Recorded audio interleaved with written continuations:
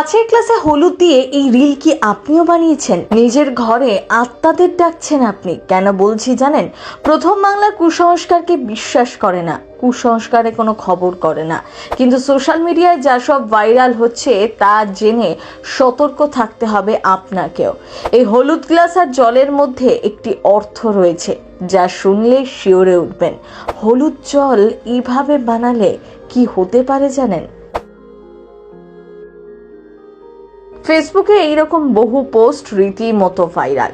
হলুদ জল কোনো ট্রেন্ড নয়, এটাই ছিল এক নিষিদ্ধ আত্মা আহ্বানের প্রাচীন রীতি, আর সেটা আপনিও করে ফেলেছেন অজান্তেই। বিশেষজ্ঞরা বলছেন যখন হলুদ জল আর কাঁচ একসাথে হয় তখন একটি দ্বার খুলে যায়, যাকে বলা হয় তমসা দাহন, যার মানে অন্ধকারে আত্মার অবতরণ। এই যে কাঁচের গ্লাসে হলুদ মেশানো হচ্ছে, এবারও আলাদা আলাদা অর্থ রয়েছে। কাঁচকে বলা হয় আত্মার প্রবেশপথ, জল তার গতির মাধ্যম, আর হলুদ সেই আত্মাকে জাগিয়ে তোলে, আর আপনি নিজেই তার আহ্বানকারী। আর তারপর শুরু হয় মনের মধ্যে এক অস্থিরতা। পিছনে তাকালে কাউকে দেখতে পাবেন না, এই সময় কেউ নেই, তবু একটি ছায়া। আয়নার দিকে তাকানো কঠিন হয়ে পড়ে, নিঃশ্বাসের শব্দ পাবেন জানলার ধারে মাঝরাতে। তারপরেই ঘুম উধাও, চোখের নিচে কালি, আর কাঁধ যেন পাথর। আপনার নাম, ঠিকানা, সময় সব জানে সে। সব সোশ্যাল মিডিয়া ভাইরাল হয়েছে এক অদ্ভুত ট্রেন্ড। অনেকেই ঘন অন্ধকার করে মোবাইলের ফ্ল্যাশের ওপর কাঁচের গ্লাস রেখে দিচ্ছেন, তারপর তাতে 1 চামচ করে হলুদ গুঁড়ো ফেলছেন, জলে হলুদ মিশিয়ে রিল ও ভিডিও আপলোড করেছেন। তবে এই কাজ করে অনেকেই নিজেদের বিপদ ডেকে আনছেন, এমনই দাবি জ্যোতিষী অরুণ কুমার ব্যাসের।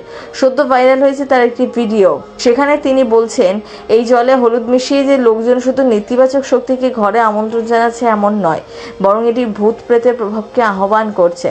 তিনি বলছেন জলে হলুদ মেশানো কোনো সাধারণ ঘটনা নয়, এটি একটি তান্ত্রিক প্রক্রিয়া, বরং এটি ভূত প্রেতের প্রভাবকে আহ্বান করছে। জলে হলুদ মেশানো কোনো সাধারণ আচরণ নয়, এটি তান্ত্রিক প্রক্রিয়া। এখন থেকেই সতর্ক হওয়া উচিত এই কাজ একেবারেই না করতে, কারণ এর ফলে প্রবেশ করতে পারে নেতিবাচক শক্তি, প্রেতাত্মার প্রভাবও তৈরি হতে পারে। তিনি বলছেন জলে হলুদ মেশানো কোনো সাধারণ আচরণ নয়, এটি একটি তান্ত্রিক প্রক্রিয়া।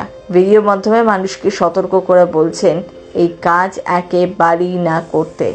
যদিও প্রথম বাংলা কুসংস্কারের পক্ষে একদমই নয়। প্রথম বাংলা ব্যুরো।